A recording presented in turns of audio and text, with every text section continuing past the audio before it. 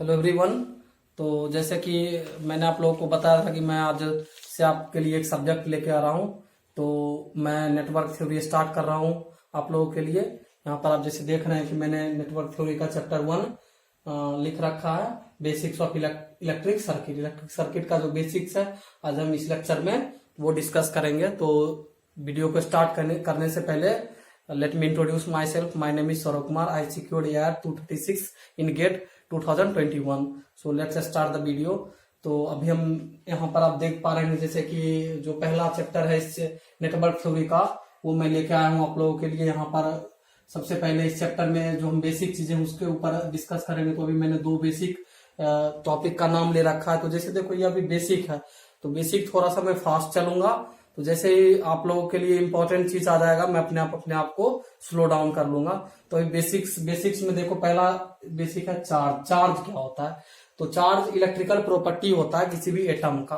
Charge is nothing, this is just electrical property of any atom. तो ये बस electrical properties है atom का। चार्ज एटम में क्या होता है? एटम में इलेक्ट्रॉन होता है, न्यूट्रॉन होता है, प्रोटॉन होता है। इलेक्ट्रॉन पे निगेटिव चार्ज होता है, प्रोटॉन पे पॉजिटिव चार्ज होता है और न्यूट्रॉन पे कोई भी चार्ज नहीं होता है। तो आपको देखो एक इलेक्ट्रॉन पे कितना चार्ज होता है ये वैल्यू आपको याद रखना है, ये डेटा इंपॉर्टेंट है।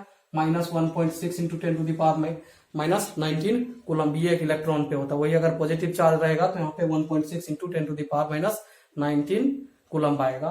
ठीक है। अब उसके बाद देखो जो मोस्ट इंपॉर्टेंट सेकेंड टॉपिक है वो है इलेक्ट्रिक करंट क्या होता है। तो करंट देखो क्या करंट है? Rate of change of charge. तो चार्ज में जो रेट ऑफ चेंज आता है ना उसी को हम करंट कहते हैं। करंट को मैथमेटिकली हम लिखते हैं IT is equal to dQ/dt। ये है मैथमेटिकल रिप्रेजेंटेशन ऑफ करंट। और करंट का आप लोग को यूनिट पता है, एम्पियर होता है। हम करंट को एम्पियर से डिनोट करते हैं।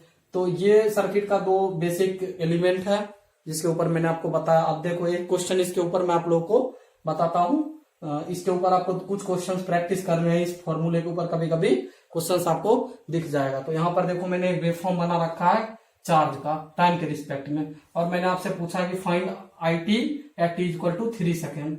यहाँ पे कहीं पे 3 सेकेंड यहाँ पर आपको मैं करंट की वैल्यू पूछ रहा हूँ। तो आपको क्या करना है कि पहले इस सॉल्यूशन पर हम डिस्कस करते हैं। ये जो मैंने क्वेश्चन नंबर लिया उसका सॉल्यूशन डिस्कस करते हैं। आपको पता है कि जो IT होता है वो क्या होता है? dQ/dt। तो आप देख पा रहे होंगे जब हम किसी भी फंक्शन का डेरिवेटिव लेते हैं तो वो उसका स्लोप देता है। तो हमें क्या करना है? यहाँ पे हमें इसका स्लोप इसको हम डिफ्रेंशिएट करते हैं। तो देखो जब डिफ्रेंशिएट करेंगे तो IT का हम ग्राफ ड्रॉ करेंगे यहाँ पर। बस अपने आप आपका ये क्वेश्चन सॉल्व हो जाएगा। यहां से देखो स्लोप कितना हो रहा है? एक्स एक्सिस में 1 कूलम का चेंज आ रहा है, वाई एक्सिस में 1 सेकेंड का चेंज आ रहा है। तो जो इसका स्लोप होगा वो पॉजिटिव का 1 आएगा। चलो 0 से 1 के बीच में करंट की वैल्यू 1 एम्पियर है। अब यहां से देखो 1 से लेकर 3 के बीच में क्या हो रहा है कि चार्ज में कितना चेंज आ रहा है? -2 कूलम का चार्ज आ रहा है कितने में? 2 सेकेंड में। तो जो यहाँ पर अभी करंट की वैल्यू आ जाएगी वो आ जाएगी कितना? तो आप देख पा रहे होंगे यहाँ पर -1 एम्पियर की करंट आएगी। इस तरह से फिर हम यहाँ पे आपको 1 एम्पियर की करंट आएगी। इस तरह से आपको ग्राफ बन के आएगा टी के रिस्पेक्ट में। ये 1 होगा, 1 के बाद यहाँ पे 2 होगा, 2 के बाद यहाँ पर 3 होगा, 3 के बाद यहाँ पे आप 4 होगा, 5 होगा एंड सो ऑन। तो आपको देख सकते हैं कि आपको पूछा जा रहा है किस पे? t is equal to 3 second पे। t is equal to 3 second पे करंट की वैल्यू पूछी जा रही है। तो आप यहाँ पर देख पा रहे होंगे कि t is equal to 3 second पे करंट की वैल्यू जो है -1 एम्पियर से 1 एम्पियर को चेंज हो रहा है। तो यहाँ पर करंट जो है डिसकंटिन्यूअस है। तो आप डायरेक्ट कोई भी वैल्यू आप बता नहीं सकते हो। या तो ना ही आप -1 एम्पियर बोल सकते हो, ना ही आप 1 एम्पियर बोल सकते हो। तो आपको यहाँ पर क्या लगाना पड़ेगा? गिब्स फिनोमिना लगाना पड़ेगा। गिब्स फिनोमिना क्या कहता है? गिब्स फिनोमिना ये बताता है कि उस पॉइंट के पहले की वैल्यू और उस पॉइंट के बाद की वैल्यू को ऐड करके उसका एवरेज लेना है। तो जैसे देखो आपको निकालना है IT की वैल्यू निकालनी है t is equal to 3 second पे। तो आपको यहाँ पर करना क्या है कि t3 माइनस पे प्लस IT 3 प्लस पे डिवाइडेड बाय 2। देखो IT की वैल्यू t माइनस पे कितना है? -1 है। 0 प्लस पे कितना है? ये माइनस पे प्लस 1 है डिवाइडेड बाय 2। तो इसकी वैल्यू आ रही है 0 एम्पियर। तो आपका जो आंसर इस क्वेश्चन का वो आएगा 0 एम्पियर। तो जो t=3 पे जो यहाँ पे वैल्यू आ रही है वो 0 एम्पियर आ रही है। देखो यहाँ पर दो कॉन्सेप्ट आप लोगों के लिए यूज हुआ। एक तो पहले आपको ये फॉर्मूला मैंने लगाया dq/dt, स्लोप निकाला इस ग्राफ का, इसका प्लॉट किया। उसके बाद मैंने देखा t=3 सेकंड पे करंट की वैल्यू कांस्टेंट नहीं आ रही, वहां पर करंट की वैल्यू में एक जंप आ रहा है, -1 से 1 की तरफ जा रहा है। तो 3 पे वैल्यू जो होगा वो अनडिफाइंड होगा, डिफाइंड नहीं कर सकते हैं। तो मेरे पास एक मेथड है जिसको हम बोलते हैं Gibbs method, Gibbs phenomena. Gibbs phenomena क्या बताता है कि किसी भी पॉइंट पे अगर वैल्यू डिसकंटिन्यूअस है तो उस पॉइंट पे वैल्यू जो होगा वो प्रीसीडिंग वैल्यू और सक्सीडिंग वैल्यू का एवरेज होगा। लाइक t=3 पे निकालना, 3 माइनस पे और 3 प्लस पे जो वैल्यू आ रही है उसी का एवरेज लेना पड़ेगा। तो वही मैंने इस क्वेश्चन में किया था। तो ये क्वेश्चन आपका कंप्लीट हो गया। ये क्वेश्चन मैंने आपको बताया। इसी प्रकार मान लो कि इस टॉपिक के ऊपर आपको अगर कोई और क्वेश्चंस भी मिल जाए, जैसे मान लो कि मैं आपको एक क्वेश्चन और इस टॉपिक के ऊपर देता हूं, आपको सॉल्व करने हैं। तो देखो आपको मान लो कि करंट का वेव फॉर्म दिया हुआ है, ठीक है। आपको पूछा जा रहा है ये करंट का वेव फॉर्म है,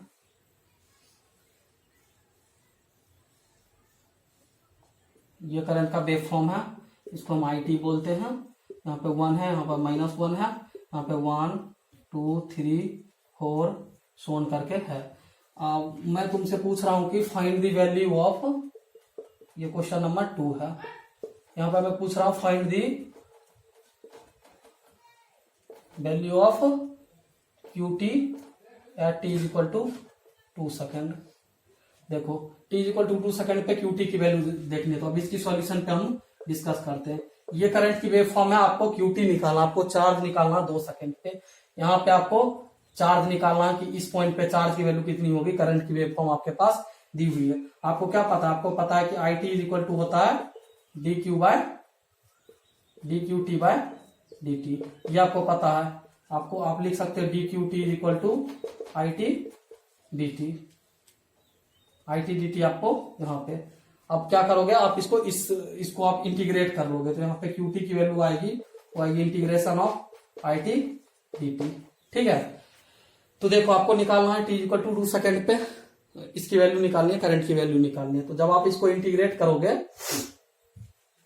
इस वेव फॉर्म को अगर आप इंटीग्रेट करते हो, तो इंटीग्रेशन करने के बाद जो आपके पास ग्राफ बन के आएगा, वो यहां से इंटीग्रेशन क्या करता है कि जो भी आपके पास ग्राफ दिया हुआ है उसका एरिया कैलकुलेट करके देता है। देखो जब यहां से आप चलोगे तो एरिया आपको इंक्रीज होना स्टार्ट हो जाएगा, और एरिया इंक्रीज होके यहाँ पे कितना हो जाएगा, यहाँ पे एरिया की वैल्यू, यहाँ पे एरिया की वैल्यू 1 कूलम हो जाएगा। अब फिर क्या होगा, जैसे ही आप इधर की तरफ मूव करोगे, फिर से इसका जो करंट की चार्ज की वैल्यू होगी वो डिक्रीज होना स्टार्ट हो जाएगा। t=2 पे positive area plus negative area मिलके 0 बना देगा। इसी प्रकार फिर से जाएगा, इससे जाएगा, ऐसे जाएगा, ऐसे जाएगा, ऐसे करके जाएगा। तो यहाँ पे आप देख पा रहे होंगे t=2 सेकेंड पे जो t=2 सेकेंड पे इस ग्राफ से जो चार्ज की वैल्यू आ रही है वो आ रही है 0 कूलम। तो 0 कूलम यहाँ पे आपका आंसर निकल के आएगा इस क्वेश्चन का। तो आई थिंक ये दोनों क्वेश्चंस आपको समझ, आप इसी तरह के क्वेश्चंस बुकलेट से प्रैक्टिस कर लेना इस फॉर्मूले के ऊपर। ये फॉर्मूला बस इस टॉपिक में इंपॉर्टेंट है, इसी के ऊपर आपको कुछ 2 4 5 क्वेश्चन और आपको लगा लेने हैं। तो जैसे मैंने आपको बताया, आपको वही प्रोसीजर फॉलो करना, बस इस फॉर्मूले में आपको डिफरेंशिएशन और इंटीग्रेशन का यूज है और कुछ भी नहीं है इस फॉर्मूले में। इसके अलावा कुछ भी इसमें नहीं करना है आपको। तो चलो अब नेक्स्ट टॉपिक पे मूव करते हैं। अभी जो मैंने 2 बेसिक्स इस चैप्टर का जो बेसिक्स पॉइंट था जिसका आपको यूज होना था वो मैंने आपको बताया है। अब हम मूव करते हैं नेक्स्ट टॉपिक पे। तो देखो नेक्स्ट टॉपिक जो है इस चैप्टर का, वो मैं आपको अभी स्टार्ट कर देता हूँ नेक्स्ट टॉपिक। तो देखो नेक्स्ट टॉपिक में है कि कन्वेंशनल डायरेक्शन ऑफ करंट। मान लो कि ये कोई एलिमेंट है,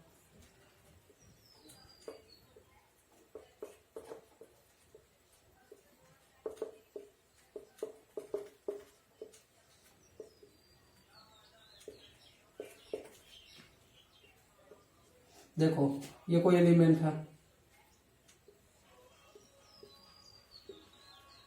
तो मैंने भी माना है कि ये 5 एम्पियर की करंट इधर की तरफ फ्लो कर रही है। ये भी मेरा एजम्पशन है। मान लो कि यही सेम एलिमेंट है और उसमें फिर 5 एम्पियर करंट फ्लो हो रहा है, लेकिन इस डायरेक्शन में फ्लो हो रहा है। आप क्या लिख सकते हो, -5 एम्पियर लिख सकते हो।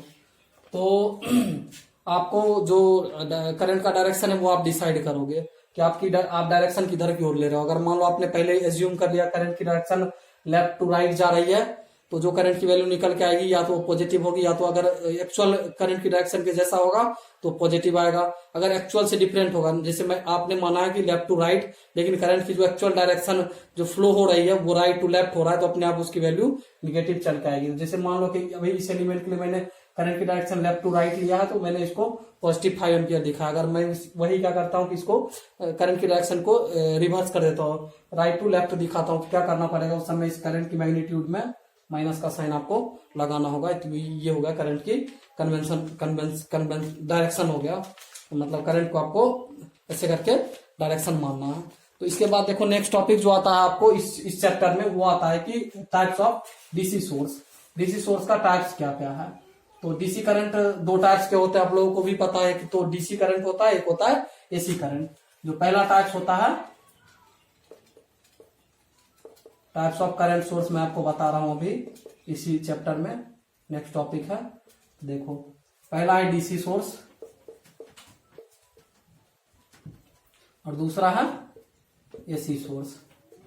तो देखो डीसी सोर्स एसी सोर्स को कैसे हम लोग पहचानते हैं वो मैं आपको अभी बताता हूं। तो देखो डीसी सोर्स में क्या करना होता है, ये देखो ये एक डीसी सोर्स है जिसमें क्या है कि ये करंट, ये मैंने वेवफॉर्म बना रखा है। यहाँ पे क्या हो रहा है कि ये कोई मान लो ए इसकी मैग्नीट्यूड है, इसको हम आईडीसी नाम देते हैं टी के साथ, और एक और वेवफॉर्म बनाता हूं मैं 2, ये भी हमारा आईडीसी है। तो देखो मैंने यहाँ पर 2 वेवफॉर्म बना रखा है। तो आपको अब थोड़ा लग रहा होगा कि ये तो सर डीसी जैसा दिख रहा है, लेकिन ये तो डीसी नहीं है, लेकिन ये भी डीसी है।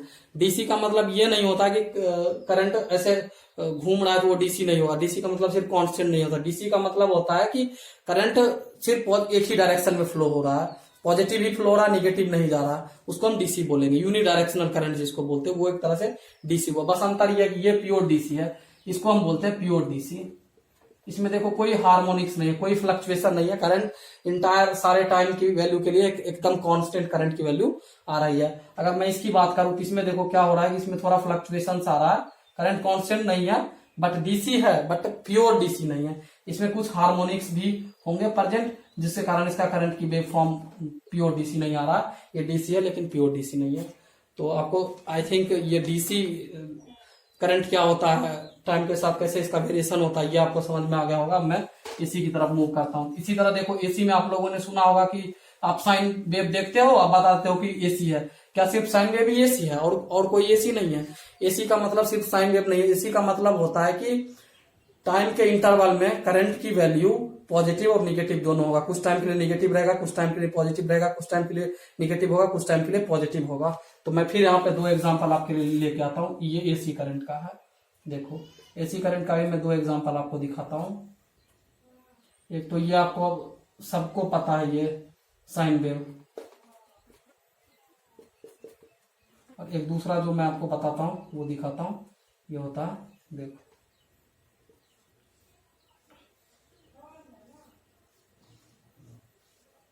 ये भी देखो करंट, ये भी जो है ये आई एसी हो गया, ये भी करंट।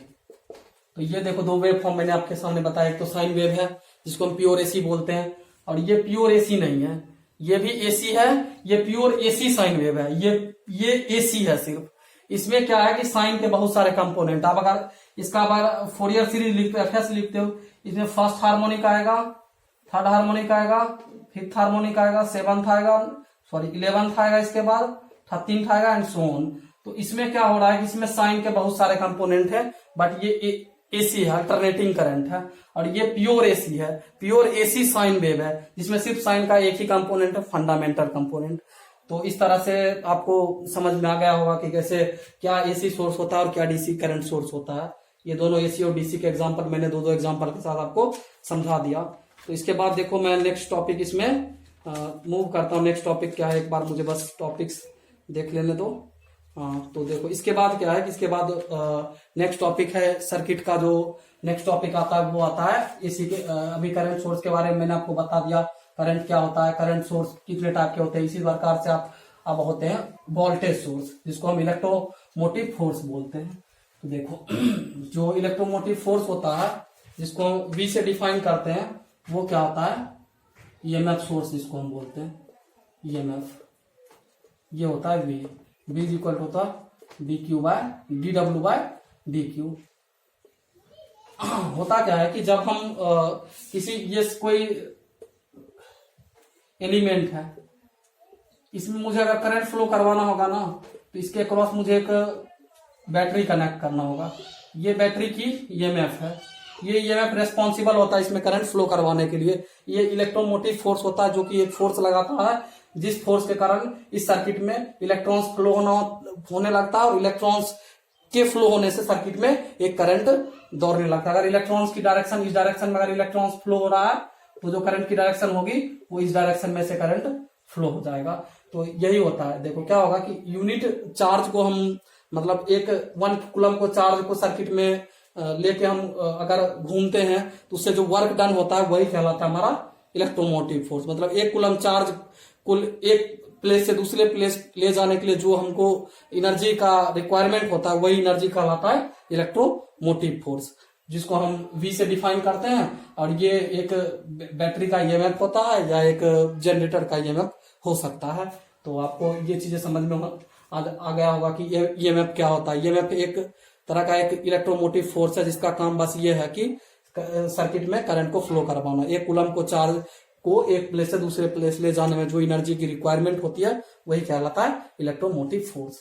तो ये इलेक्ट्रोमोटिव फोर्स आपको समझ में आ गया होगा, जिसको हम वी से डिनोट करते हैं D W by D Q इसका फॉर्मूला होता है। इसका जो यूनिट होता है वो होता है वोल्टेज, जिसको हम वोल्ट्स बोलते हैं।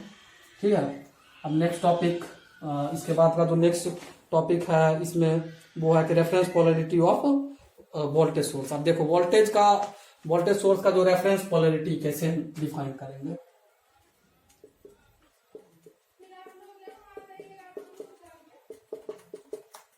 देखो रेफरेंस पोलैरिटी में क्या करना होता है, मैं 2-3 सर्किट बनाता हूं और आपको दिखाता हूं कि कैसे कैसे होगा। देखो ये पॉइंट ए है, ये पॉइंट बी है।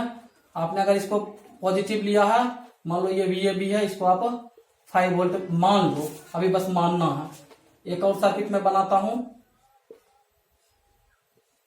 देखो इसमें क्या है कि ये A है, ये B है और यहाँ पे मैंने निगेटिव लिया, ये पॉजिटिव लिया, इसको मैं VAB लिखता हूं।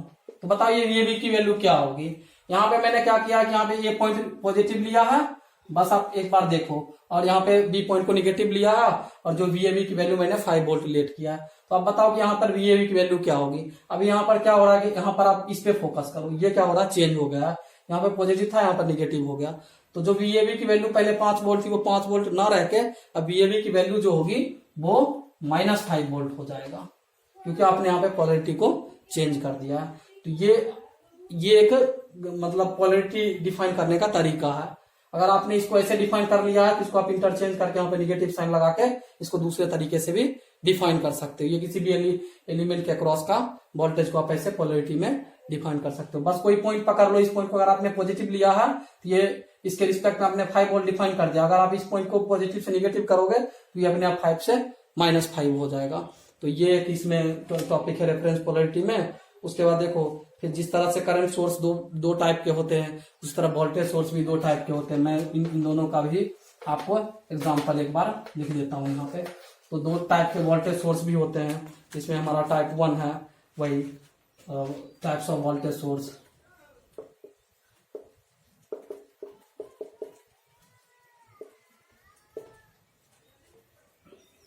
देखो पहला जो हमारा है DC वोल्टेज सोर्स और दूसरा है AC वोल्टेज सोर्स। देखो इस DC में भी मैं आपको दो वेवफॉर्म बना के दे देता हूं।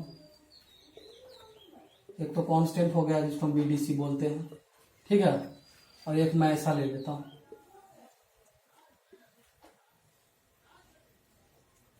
तो ये दोनों DC वोल्टेज सोर्स है, बस ये प्योर DC है, इसको प्योर DC बोलते हैं और इसको हम बोलते हैं फ्लक्चुएटिंग डीसी, फ्लक्चुएटिंग डीसी है। इसमें ये प्योर डीसी है, इसमें कोई हार्मोनिक्स नहीं है, कोई रिपल्स नहीं है।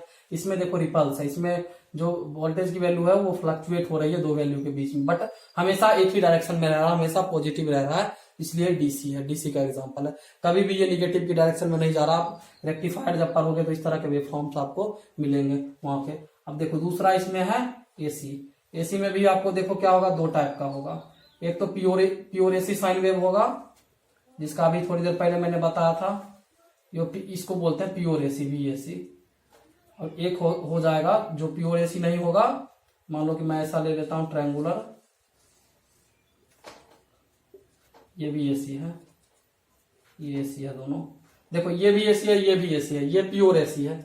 इसमें कोई भी, इसमें सिर्फ साइन का फंडामेंटल कंपोनेंट, ये प्योर साइन वेव हो गया, और ये एसी है। इसमें फिर से वही जैसे करंट सोर्स में मैंने बताया था कि इसमें साइन के फंडामेंटल के साथ बहुत सारे हार्मोनिक्स होंगे।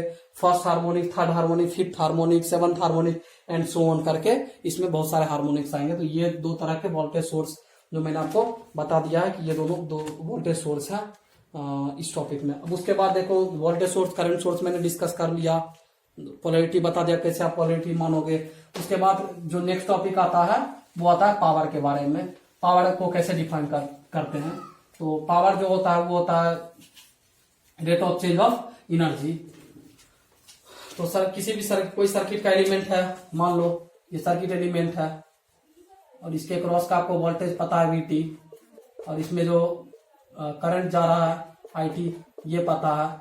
तो ये सारे सर्किट कितना पावर एब्जॉर्ब कर रहा होगा या डिलीवर कर रहा होगा, उसको हम बोलते हैं D W by D T. W क्या है, डब्ल्यू है वर्क डन। अब देखो इसको थोड़ा रीअरेंज करते हैं। आप इसको क्या कैसे लिख सकते हो, D W by D Q, D Q से डिवाइड कर दो, डी क्यू से मल्टीप्लाई कर दो, D Q by D T. अभी थोड़ी देर पहले मैंने देखा था D W by D Q क्या होता है, वो होता है वीटी वोल्टेज और into D Q by D T. Start में हमने देखा था करंट। तो जो पीटी हो गया, पावर का फॉर्मूला हो गया, वो निकल के आया ये किसी भी एलिमेंट के क्रॉस ये पावर का फॉर्मूला होगा वीटी इंटू आई टी। इस एलिमेंट के क्रॉस का वोल्टेज और इस एलिमेंट से जो करंट फ्लो हो रहा है वो हो गया पावर का फॉर्मूला। तो देखो आई थिंक हम अभी वीडियो शॉर्ट ही रखते हैं, ज्यादा लंबा नहीं बनाते हैं। तो इस यहां तक आपको समझ में आ गया होगा कि पावर का फॉर्मूला क्या होता है। चलो एक कंसेप्ट मैं इसमें और बताता हूँ, पैसिव साइन कन्वेंशन पावर का, उसके बारे में आपको बता देता हूँ। तो देखो चार मैं सर्किट बनाऊंगा और चार के थ्रू पावर का पैसिव साइन कन्वेंशन बताऊंगा कि साइन आप कैसे डिफाइन करोगे कि वो पावर एब्जॉर्ब हो रहा है, पावर डिलीवर हो रहा है। तो ये इस टॉपिक का फाइनल, अभी इस वीडियो का ये फाइनल टॉपिक होने वाला है, जिसमें मैं आपको अभी इम्पोर्टेंट, बहुत ही ज्यादा इम्पोर्टेंट ये टॉपिक है पैसिव साइन कन्वेंशन, जिसको बोलते हैं, इसको बोलते हैं पैसिव साइन कन्वेंशन। देखो मैं भी जल्दी से 5 सर्किट बना देता हूं।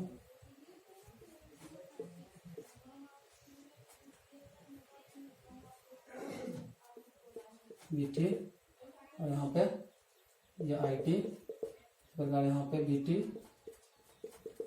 यहाँ पे नीचे की तरफ आईटी, ठीक है। उसके बाद मैं यहाँ पर लेता हूँ, एक और ले लेता हूँ सर्किट एलिमेंट। यहाँ पे निगेटिव से बीटी ले लो और करंट की डायरेक्शन नीचे की तरफ ले लो। एक और ले लो यहाँ पे सर्किट एलिमेंट, यहाँ पे ले लो निगेटिव से बीटी और ऊपर की तरफ एक करंट की डायरेक्शन ले लो जिसमें आईटी आएगा। तो देखो इस यहाँ पे जो पावर की फॉर्मूला होगी, यहाँ करंट देखो निगेटिव से इंटर कर रहा, पॉजिटिव लीव कर रहा, तो यहाँ पे होगा negative of BT into IT. Similarly यहाँ पे पीटी का जो फॉर्मूला होगा वो होगा, देखो पॉजिटिव से करंट इंटर कर रहा है और निगेटिव में करंट लीव कर रहा है, तो यहाँ पे होगा पॉजिटिव बीटी इंटू आईटी। इस तरह इस दो केस में देखो करंट निगेटिव से इंटर किया तो ये negative of BT into IT. यहाँ पे करंट देखो पॉजिटिव से इंटर किया, निगेटिव से लीव किया, तो बीटी इंटू आईटी। ये हो गया पावर का फॉर्मूला। तो देखो अब देखो जब भी पावर निगेटिव आएगा उसको हम बोलते हैं पावर, सर्किट पावर डिलीवर कर रहा है, मतलब सर्किट पावर डिलीवर कर रहा है, सप्लाई कर रहा है। दूसरे सर्किट में जो भी एलिमेंट लगे हुए हैं उनको पावर सप्लाई किया जा रहा है। उसी प्रकार पावर अगर जहां पॉजिटिव आ रहा है, इसका मतलब सर्किट पावर कंज्यूम कर रहा है, पावर ले रहा है। आपको पता है सर्किट में दो तरह के एलिमेंट हो सकते हैं, एक तो पावर लेस लेते हैं, पावर देते हैं। पावर लेने वाले को बोलते हैं पावर एब्जॉर्ब कर रहा है या डेसिपेट कर रहा है। पावर जो देते हैं वो उनको बोलते हैं पावर सप्लाई हो रहा है। तो जैसे जनरेटर हो गया, आइडियल सोर्स, वोल्टेज सोर्स हो गया, तो वो क्या करते हैं, पावर को सप्लाई करते हैं, या आइडियल करंट सोर्स हो गया वो भी पावर सप्लाई करेंगे। उसी प्रकार रजिस्टर हो गया, वो हमेशा पावर को डेसिपेट करता है हीट के फॉर्म में। तो ये जो एलिमेंट आप देख पा रहे हैं जहां पर पीटी की जो वैल्यू आ रही है वो माइनस बीटी आई टी आ रहा है, इसका मतलब ये एक वोल्टेज सोर्स या करंट सोर्स है जो पावर एब्जॉर्ब कर रहा है, सॉरी डिलीवर कर रहा है। उसी प्रकार यहाँ पर भी आप देख पा रहे होंगे पावर की वैल्यू निगेटिव आ रही है पैसिव साइन कन्वेंशन से। तो जब भी करंट निगेटिव में घुसेगा और पॉजिटिव से निकलेगा तो पावर की वैल्यू निगेटिव आएगी। जब भी करंट पॉजिटिव से घुसेगा और निगेटिव से लीव करेगा तो पावर की वैल्यू पॉजिटिव आएगी। पॉजिटिव का मतलब हो गया पावर डिलीवर एब्जॉर्ब हो रहा है, और निगेटिव का मतलब हो गया पावर डिलीवर हो रहा है। यहाँ पर पावर डिलीवर इसको लिख लो, यहाँ पर एब्जॉर्ब लिख लो, यहाँ पर भी एब्जॉर्ब लिखो, एब्जॉर्ब या डेसिपेट आप कुछ भी बोल सकते हो। यहाँ पर डिलीवर। ये चार केस आप अच्छे से एक बार देख लेना। पहला केस जिसमें करंट निगेटिव से पॉजिटिव जा रहा है, दूसरा केस जिसमें करंट पॉजिटिव से निगेटिव आ रहा है, तीसरा केस जिसमें करंट निगेटिव से पॉजिटिव आ रहा है, पॉजिटिव से निगेटिव आ रहा है। मैंने चारों केस के लिए लिख दिया, पावर किसमें डिलीवर हो रहा है, किसमें एब्जॉर्ब हो रहा है। तो इस वीडियो को हम यहीं तक रखते हैं। नेक्स्ट वीडियो में हम इसके आगे का जो भी कंसेप्ट है वो कंटिन्यू करेंगे। तो आई होप कि आपको ये वीडियो समझ में आया होगा। अभी बेसिक है, देखो आगे आगे बहुत ही जबरदस्त कंसेप्ट में लेकर आऊंगा। अभी तो ये बेसिक चल रहा है, अभी तो स्टार्ट ही हुआ है, जस्ट बेसिक है। तो चैनल, इस वीडियो को शेयर करो, लाइक करो, चैनल को सब्सक्राइब करो। जितने भी लोग देख रहे हैं सब चैनल अपने सब इस चैनल को शेयर करो दोस्तों के साथ। आपके जो भी फ्रेंड सर्कल है उनमें इस वीडियो को शेयर करो, सबको बताओ। इलेक्ट्रिकल ECIN के जितने भी बच्चे हैं सब इस वीडियो को आके देखें, चैनल को सब्सक्राइब करें। जितना ज्यादा हो सके आप इस वीडियो को शेयर करो, चैनल के बारे में लोगों को बताओ। गेट जंक्शन चैनल हमारा है, तो आप सब मिलकर इस चैनल को शेयर करो। हम अभी ये सीरीज जो मैंने स्टार्ट किया नेटवर्क का, ये पूरा सब्जेक्ट में करवाऊंगा। इसके बाद मैं कंट्रोल सिस्टम लेके आऊंगा। तो ठीक है, वीडियो में बने रहो। नेक्स्ट वीडियो में मिलते हैं फिर। Thank you for watching.